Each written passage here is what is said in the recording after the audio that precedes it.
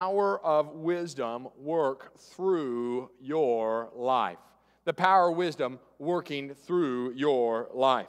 I read this very first verse and really the context of the whole passage, just talking about the power of wisdom. And it reminded me, I was transported immediately back growing up to the Power Team. I grew up now. How many know who the Power Team is? Oh man, this is going to be great to introduce some people to it. I grew up in Southern Baptist churches. And Wednesday nights in the children's program, we always had a devoted section where we would watch the Power Team. Pastor, what is the Power Team? Well, the Power Team was, they may even still be around, but in the 80s and 90s, it was a group of strongmen and karate practitioners who would do feats of strength and go around to schools and to gymnasiums and to special events and youth rallies, and they'd do these feats of strength for the gospel's sake. And then they would present a gospel message. I'm not condoning what they did or saying it's the best way to do what they did, but they would go around doing these feats of strength. Again, utilizing their strength in karate for promoting the gospel. So to help us understand and give us an idea of the juxtaposition here of verse number 19, I wanted to play us a little clip. So some of this will be educational for you. Some of it you'll just revel and be taken back 20 or 30 years. So Brother Mark, roll that wonderful clip for us.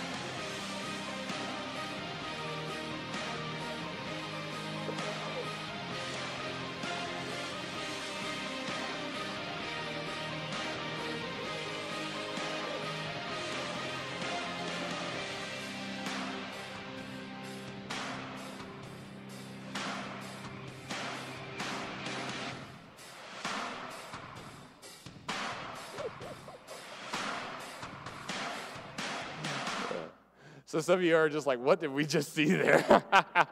So what they would do in the Power Team is they would go around, obviously, showing these feats of strength. Now, those guys were pretty brawny, weren't they? They were some beefcakes, as we call them. I mean, they're breaking bats, bending pans, and not the ones you get from Walmart. I've seen them in person. It is legitimate, massive pans that they literally crumple with their man hands. It is unbelievable. But my point is this. Those are some big dudes with some serious meat on the bones, right? Those are some big guys. But imagine this. We watch that clip, and as that one guy in his tank top is breaking that bat, suddenly this scrawny little lanky drink of water walks in. He got pipe cleaners for arms, you know what I'm saying? He walks in, he's like 110 pounds soaking wet. And he walks up, and like, oh. And he puts that bat, and he does this, and people probably start to snicker. And he doesn't just break it. I mean, the thing explodes. Boom! And it just explodes everywhere. I think everybody there in the audience, and you and I watching a clip like that, we'd be astonished, right? We'd see these big burly dudes who we think should have the ability to, blowing up those air bags, or what are those things called? Hot air or hot water bags, whatever those are.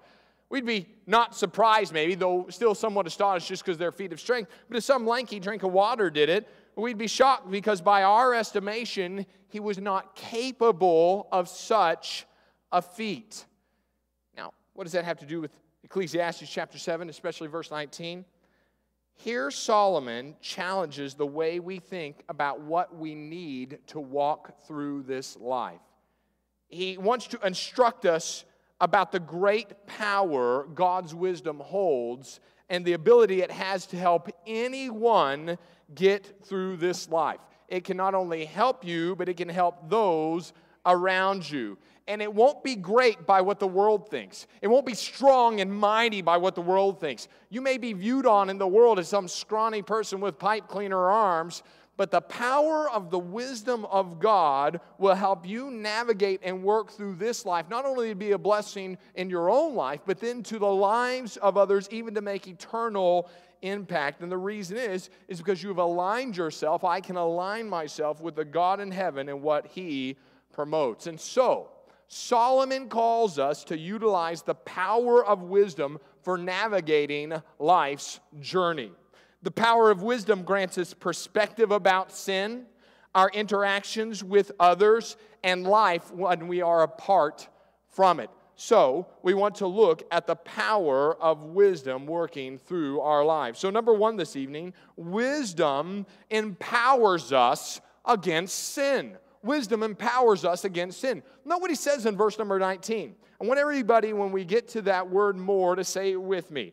Wisdom strengtheneth the wise, what? More than 10 mighty men which are in a city. Solomon touts the superiority of wisdom's strength versus human ability by giving us the proper scale, the way we can understand or view this power that is in wisdom versus human capacity. In other words, the capacity to accomplish a task or see a situation clearly is better done by one who fears God and someone who will walk in His wisdom. Now think about the backdrop Solomon's giving us here to consider it, or give us the comparison or the juxtaposition against. He says it's better, it is stronger, it is greater to have wisdom strengthening you than to have 10 mighty men which are in a city. Now, I want you to think about this backdrop he's giving here. He is telling us it's better, it's more powerful than 10 well-trained, armed, and experienced men seeking a city's welfare. Now, let's transport ourselves back in time for a second, okay? Can we do that? We're there living in a city made of block wall of some sort. Maybe there's no wall, depending if we're real rural. And if we had 10 mighty men and we were in a rural village, we're sitting pretty good, aren't we? We've got some strength. We've got some capacity. If we're in a block-walled city and we have an army and we have 10 that are just exceptional soldiers, they are general-type people, and they're brawny and they are skilled and they are gritty, as it were, we would look at that and say, wow, what an advantage that city has, or what an advantage our city would have. Maybe we could transport it into our day and say this. Imagine us having the most powerful military on earth. Does that bring a level of comfort? Sure. It's better than not having it, right? It's more advantageous. Oh, we've got this many jets and this many carriers and this many soldiers. He sets this kind of a backdrop to give the comparison. As advantageous as those mighty men might be into the eyes of the majority of the city, Solomon gives the proper scale by stating a wise man or a wise woman or a wise young person is more able. They are stronger than the physically mighty. What are we saying here? We are the only ones who have the proper scale to see situations for what they really are. If you're wise, you have an ability that the physically strong that may be viewed in, they don't have that. They may have brawn, they may have cunning in battle, but the wise person has a stronger advantage than even they. The physically strong and mighty may be able to change that which they see, but the wise are able to see not just what is taking place, but why it's taking place, and oftentimes with discernment and prudence beyond what's taking place. So Solomon says here, you and I need the power of the wisdom of God because it empowers us against sin. It is superior than just physical attributes alone. So he says it empowers us against sin by giving us the proper scale, but then by giving us the proper outlook. Note what he says here in verse number 20. For there is not a just man upon the earth that doeth good and sinneth not. When you and I fear God and walk in the power of His wisdom, it helps us recognize that all of us are fallen and are in need of God's help. Solomon continues his argument about the importance of verse 19 because there are no perfect individuals on this earth. Each and every one of us has a fallen nature that is tainted with sin. Note how Solomon says it. Even the most just man or the just woman still cannot claim sinlessness. You see, wisdom is so necessary because we have a fallen nature. Though that's unpalatable to hear and unpopular in our culture and sadly becoming less accepted in even Christian culture, it's so important we embrace even verse 20's truth. There is none that is just upon the earth that doeth good and sinneth not. Why? Why is it so important? Why is it so unpalatable? Why is it so difficult to accept? Because it is contrary to how humanity desires to see themselves. It's easy to see others as unjust and sinners not doing that which is right, isn't it? But what about you?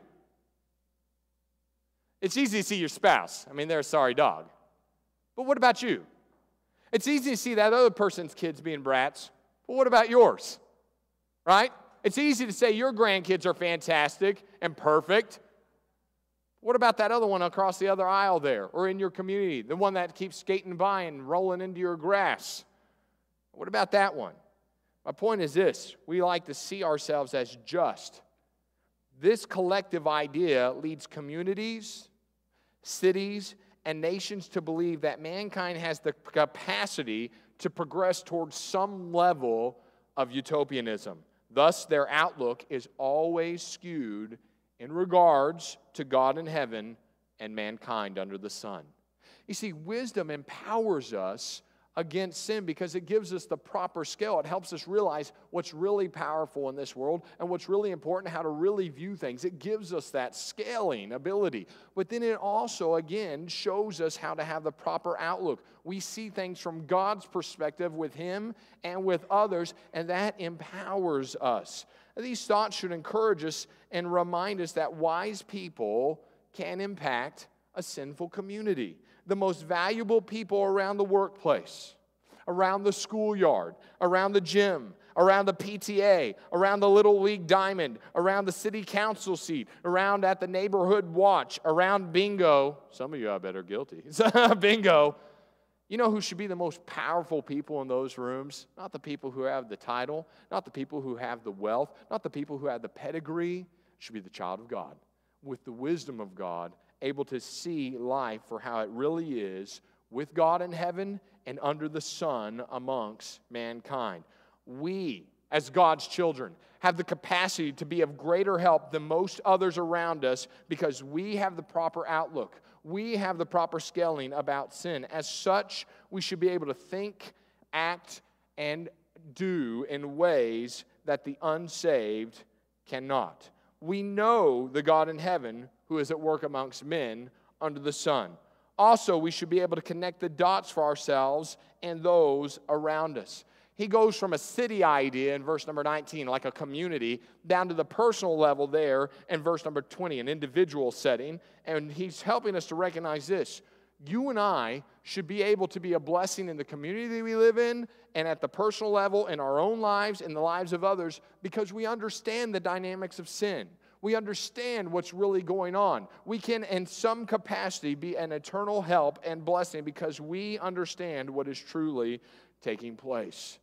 This should grant us humility about ourselves and a frame of reference to speak with others.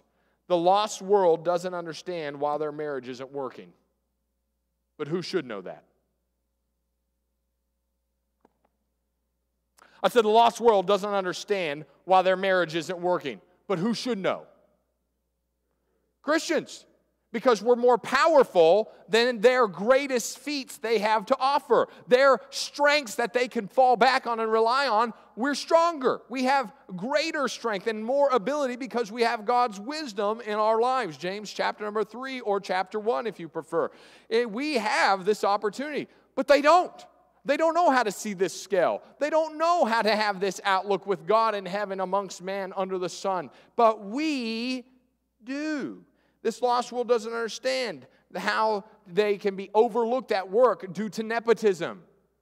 But who does know that? Who does understand why that happens? We should be the ones. The unsaved parent doesn't understand their child's rebellion.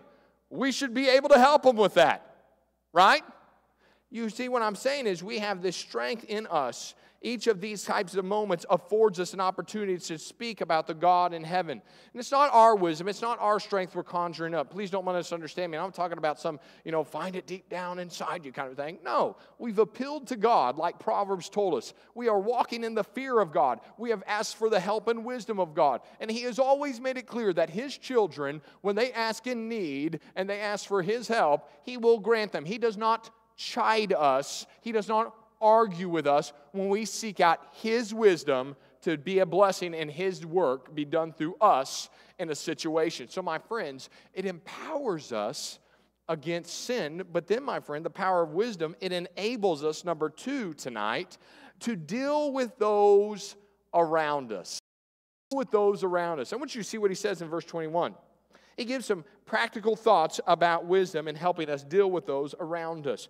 Also, take no heed unto all words that are spoken, lest I hear thy servant curse thee. For oftentimes also thine own heart knoweth that thou thyself likewise hast cursed others. Here Solomon wants us to recognize that wisdom enables us to deal with those around us because wisdom teaches us discernment and maturity if we'll let it. Solomon cautions us against the taking heed of every word spoken by others around us. The words here for taking heed give the idea of setting something in a place or lying down in a place to rest and not be disturbed or moved. So what is Solomon saying? He warns us against putting ourselves in a position that when somebody says something, we just let it settle and rest and don't remove it from our hearts and our ears. We don't interact with it as the God in heaven would want us to interact with it. He says we let that thing just settle down and give it a place. Every word that's spoken to us or about us, giving that a prominent spot in our heart, letting it dwell in our mind. He says don't take heed to that. Why? Because if you try to listen to every little thing that's being said about you, eventually you're going to hear something you don't like. Shock. Nobody says here. It will even come from people who should know better. Nobody says in verse 21, lest thou hear thy who? Servant curse thee. The obvious danger is eventually you hear that which you don't appreciate from someone you don't expect it from. You'll then be at a crossroads to do ill to them. You'll have these temptations to do wrong towards them. Think about it. In their time, he uses the word servant. What would a master do to his hired servant who did ill towards him or was planning to do ill towards him? What would the desire be to do to that servant? Fire him, get rid of him, punish him or her, whatever it might be. He says, listen, don't have your ears on high alert and you have your antennas always on, soaking in every little word, being sensitive. Maybe we'd use the word snowflake in our culture. Having every little word come your way because eventually you're going to hear something you don't want to hear. And you're going to let it take root. You're going to struggle with temptations you don't need to be struggling with because wisdom has told you don't need to do this. What does wisdom help us do? It teaches us we don't have to heed every word, respond to every accusation, and right every wrong. I'm going to say that twice so we can really put it in our minds. We don't have to heed every word, respond to every accusation, and right every wrong. Has Solomon underscored the brevity of this life throughout our study? Yes, he has. He has reminded us our life is way too short. My friend, life is simply too short to be concerned and consumed with what everyone else around you says about you. I'm concerned for my generation specifically, and the need to be a keyboard commando and get into internet jousting over every little thing. Say, what do you mean, Pastor? Somebody posts something on Facebook and boy, you just can't have it, can you? You've got to respond. When they say something that you take as an offense because you took the lowest means of communication possible, a small one-line sentence online with no vocal part behind it, no gestures, no anything. You took the lowest form of communication, now you've blown it into something, and now they're responding, and you're responding via text message and on Twitter. And our generation seems to, my generation seems to have to right every wrong, heed every word, and respond to every accusation. As a pastor, I'm regularly grieved by how thin-skinned professing Christians are in Christ's church and in our community around us. You know what it says when we do that? When we do take heed, it says we're filled with pride and we're immature. We're filled with pride and we are immature. It shows a lack of faith in God's care for us and a lack of the power of wisdom in and through our life. Spurgeon said this. He told his pastoral students that minister that they should have one blind eye and one deaf ear, because you can't stop people's tongues, he said, and therefore the best thing to do is stop your own eyes and never mind what is spoken. There's a world of idle chit-chat abroad, and he who takes note of it will have enough to do. What's he saying? Don't be wrapped up in it. What's Solomon saying? Quit taking heed to all of it. Well, did you know what they said about me? No, I didn't. Have you gone to them one-on-one as a brother or sister in Christ? Well, no. Then do that first. Well, they're unsaved. Then I wouldn't worry about it. It shows you they need to get saved, doesn't it? I said, it shows you they need to get saved, doesn't it? Yeah, right. Yeah. The power of wisdom not only helps us against the issues of sin, but it helps us and enables us to deal with others around us. And it keeps us humble in verse 22 by reminding us that we too regularly do the same things if we're not careful. What does he say in verse 22? For oftentimes also thine own heart knoweth that thou thyself likewise hast cursed others. What's he saying? Wisdom enables us to remember the times we've dealt the same way with others in our heart and perhaps in our speech. And as we desire them not to carry all of our words deep into their heart, and we would want them to extend a level of forgiveness and mercy to us, then we ought to remember that and practice the same. You can't avoid hearing some things that people will say about you or to you. Sometimes it's going to be right in front of you, right? But you can stop and pause in that moment and not let it be something that settles down, gets its tentacles into your heart and your mind, and begins to morph the way you view that person. You can exercise a level of forgiveness and mercy because wisdom has taught you discernment and maturity. What does the Proverbs tell us about a fool? They utter all their mind. But wisdom teaches us maturity and discernment, and it humbles us. Note what he says in verses 23 through 25. All this I have proved by wisdom. I said, I will be wise, but it was far from me. That which is far off and exceeding deep, who can find it out? He begins by giving us his analysis of a pursuit he undertook. Solomon describes his desire and his pursuit. I'm going to be wise. I'm going to do it. This is going to take place. And so he began to determine, I will be wise. Yet, he quickly discovered the paradox of wisdom. And those of you in this room who have walked with the Lord and have tried to follow in his steps with grace and with faith in him, you've learned this. The wiser you become, what have you learned? The less you know. Oh, the wiser you become, the farther away wisdom seems to be from your grasp. The deeper Solomon dove into it, the more expansive it became. Now, Solomon isn't condemning the pursuit of wisdom, nor is he discrediting its values. He's just echoing what he said back in chapter 1, verse 17 and 18, where he said, the pursuit, even the fulfillment of wisdom, will never bring 100% satisfaction, because wisdom cannot be God. Wisdom can make your life more pleasant? Absolutely. Can it assist you? Absolutely. Can it benefit others? Absolutely. But it can never bring the level of satisfaction and contentment that only God can. In short, Solomon reminds us that wisdom is not God, and neither are we when we have wisdom. We don't know all that takes place around us, do we? Wisdom reminds us of just how limited and how finite we are. Hopefully, the older one ages, the wiser they become. But in this process, we continue to find that life is so short to become all wise. We need generation after generation, after lifetime to develop well this issue of wisdom. Ironically, it's stated by one author, however, the wise man knows that he does not know, and this is what helps make him wise. That's the ironic part about wisdom. This understanding should guide us in Proverbs chapter 1, verses 9 and 10, that the fear of the Lord is always the beginning of wisdom, and the knowledge of the holy is where you will find understanding. It should also aid us then in our interactions with those around us.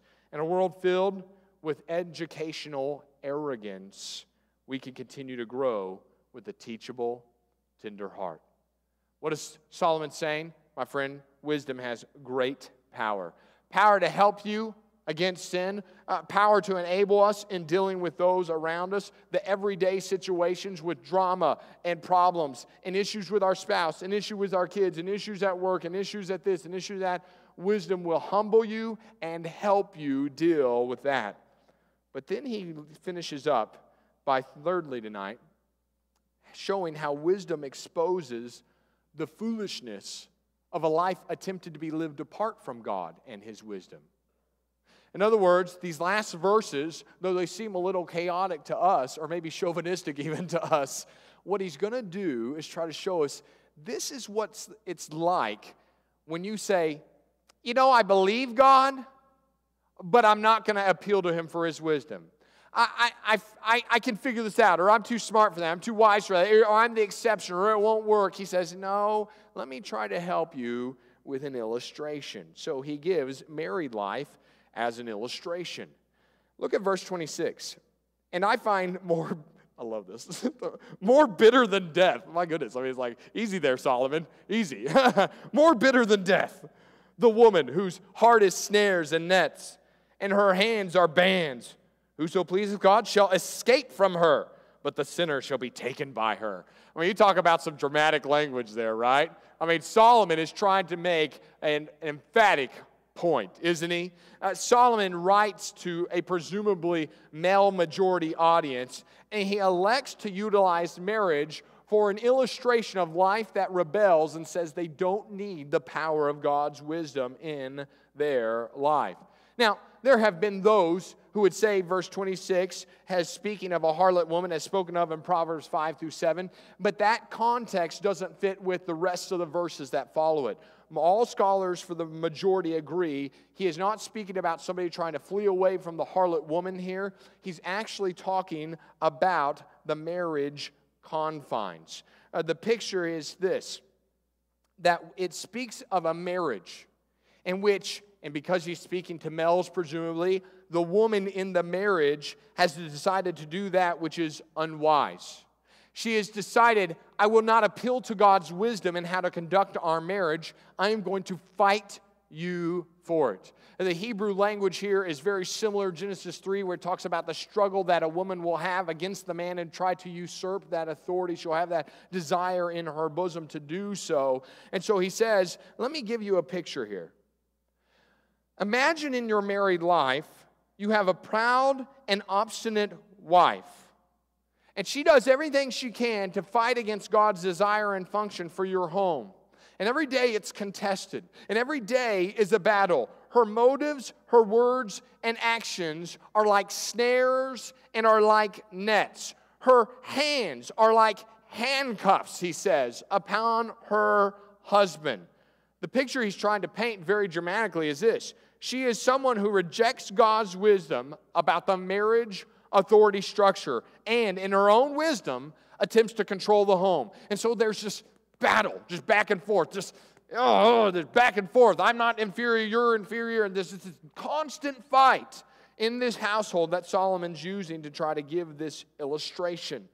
In verse 27, verse 28, he gives the idea of this, that a man could more easily find a best friend who is male rather than find a wife in this situation to try to provide companionship at this level of contention. He says, it's easier to find a male who would be a friend and provide a level of companionship and encouragement and not have the level of daily contention than to find a woman who thinks she doesn't have to appeal to God's wisdom in a marriage and have the constant fighting. He says, it'd be easier to find a friend as a man than have a woman who is willing to surrender to God's desire and design for the marriage. Now that we've alienated many individuals with the illustration of Solomon, can we remember something? Lest we bristle and think that Solomon's being chauvinistic, may we realize he could have easily and equally have used an audience of female listeners or readers and shown this with the man. He could have easily interpreted this through the lens of a female audience. Many a lady has found herself bound to a very foolish husband fighting God's plan for the home, has she not? I said, many a woman. Yeah. Has found herself in a marriage where the man will not be a spiritual leader, will not be a provider, will not be a protector, will not be the desire of God in the home because he wants to fight the plan of God. Solomon could easily have used him and said, it'd be better to have a lady who's your friend and leave off all this silliness and having to raise a grown man baby than to be married to that every day. The point that Solomon's trying to make is this: life is miserable without God's wisdom. Why is Solomon being so dramatic? Oh, a woman's like snares and nets and handcuffs. Oh, he's such a chauvinist. He's trying to show something. When a woman would reject the wisdom of God in something, it will be to her detriment and everybody else's around her. But the same illustration would be true of men. If a man decides to reject God's wisdom in their home and the power of God's wisdom working through their home, oh, my friend, it will be miserable, and a woman would be glad to escape from him. Right? So what is Solomon saying? It's miserable when somebody decides, I'm going to live apart from God's wisdom.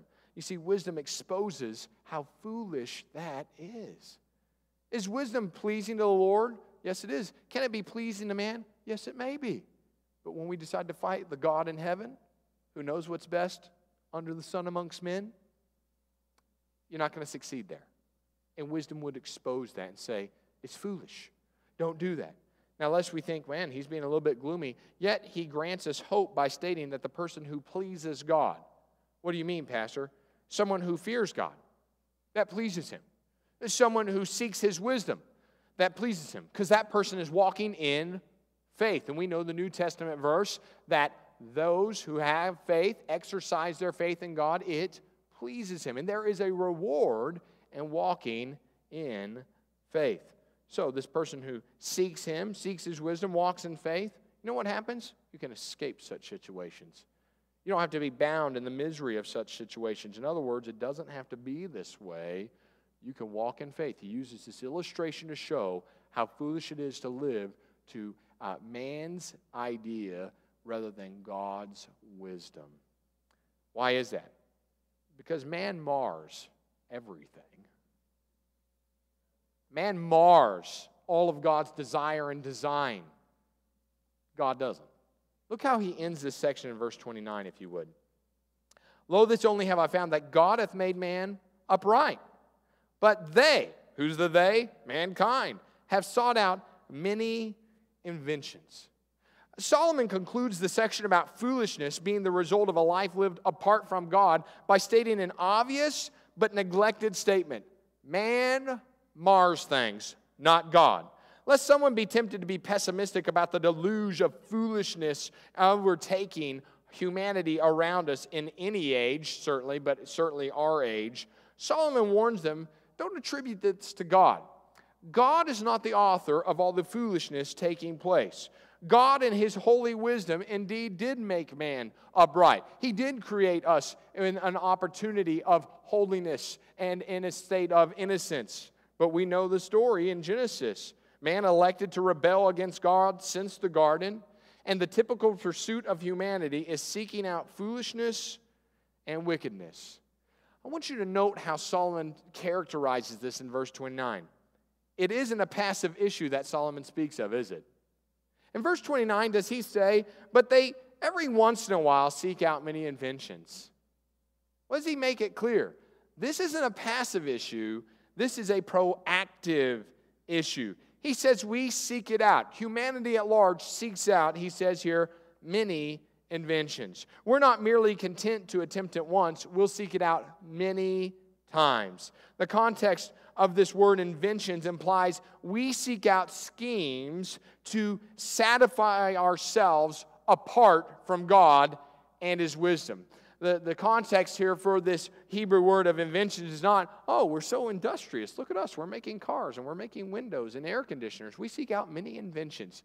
The context has been what? The foolishness of mankind. The wickedness that we indulge ourselves in when we reject God's wisdom. And He says mankind has been seeking out and has been formulating, if we can say it this way, a systematic and elaborate plan to do that which is not upright. He made us upright. We rebelled against that, and we constantly seek out that which is not upright. As one author said, a more succinct yet complete statement of total depravity could not be given. God had a desire for holiness and innocence and fellowship, and we said we'll do what we want to do, when we do it, how we want to do it, and that's what humanity's been doing ever since in our depravity, has it not? And He says that's what happens. Man mars, not God. You see, wisdom, it exposes the foolishness of a life apart from God. May we be cautious tonight that we don't think we'll be the exception to the rule. Well, I get what Solomon's saying here about the power of wisdom working through my life and helping navigate me through these various issues day in, day out. But you know what? In this instance, no. Well, you don't know what happened in my life at that time. No. Well, you don't know who I'm married to, Pastor. This illustration hits a little too close to home. You won't be the exception. None of us get to push off God's wisdom and expect the help of God and the way of God in our lives when we say, I will take care of it myself. You see, we are called to utilize the power of God's wisdom to work through our lives. It doesn't matter how old you are or how young you are in this room. Think about our opening illustration. Others around you, based on your time of life, your educational status, your financial well-being, somebody around you may look at you as like you were just a scrawny, pipe cleaner armed pipsqueak. But if you'll appeal and submit and utilize the wisdom of God, more powerful than the power team. You have more strength and ability than whatever they are putting their trust in as powerful and making them able. You have a greater capacity than they will ever be able to have unless they come to Christ, repent, and find His help in that same scenario. See, what others are bound by, you don't have to be. Tonight, your marriage doesn't have to be miserable. Are Christian marriages miserable sometimes, Pastor? Yeah. Why do we have a For the Family weekend, Pastor? So we could have something to do on the calendar to eat up more of our precious time away from Netflix? No. Because many a marriage is out of sorts, lacking the wisdom of God, and it is only seen in the foolishness taking place there. But it doesn't have to be. You can utilize the power of God and let His wisdom work through your life. Your outlook on your job doesn't have to be miserable. Let the power of God's wisdom work through it. You see, your relationships and effectiveness at church don't need to be lackluster. Let the power of God's wisdom work through you. Why? Because the power of wisdom grants us perspective about sin, our interaction with others, and our life if we choose to try to live apart from it. Tonight, wisdom is available. And with that wisdom comes great power and great freedom and great enjoyment. Not only personally, but then the opportunity to be a blessing to those around us. In church, in your neighborhood, at your workplace as well. Your family can see the difference of the wisdom of God and its power working through your life, navigating your relationships, navigating your choices in this life. And those around you can be drawn. And there can be questions asked that you can answer clearly because of the wisdom of God. My friend, it's powerful, but here's the choice. Will we let it be? Are we going to try to think that we can do it apart from our God? He's told us in verses 15 through 18, walk in the wisdom of God. Now He's shown you there's great power in the wisdom of God, but the prerequisite to wisdom is humility. God, I need your help. God, help me submit to your scriptures. God, I need help with this temptation. God, I don't know what to do with this individual. Will you give me your wisdom in this matter? God, help me submit to what James 3 says about your wisdom being pure, peaceable, gentle, easy being treated, full of mercy and good fruits, without hypocrisy, without partiality. God, I need that kind of wisdom with this person, with that man, with this situation, with this illness, with this pain. God, I need your wisdom. If we'd ask, He'd grant it. And with that granting comes great power. And with that great power comes the opportunity to be a great blessing. So tonight, is His wisdom powerful in and through your life? Father, would you help us tonight with our heads bowed and our eyes closed as we just take a brief moment here to consider this issue of your wisdom and its power. Power to overcome sin and see it properly in our lives and in others' lives. Power to navigate our relationships with others, how we affect them, how they affect us. And it gives us power to see what a life apart from you looks like.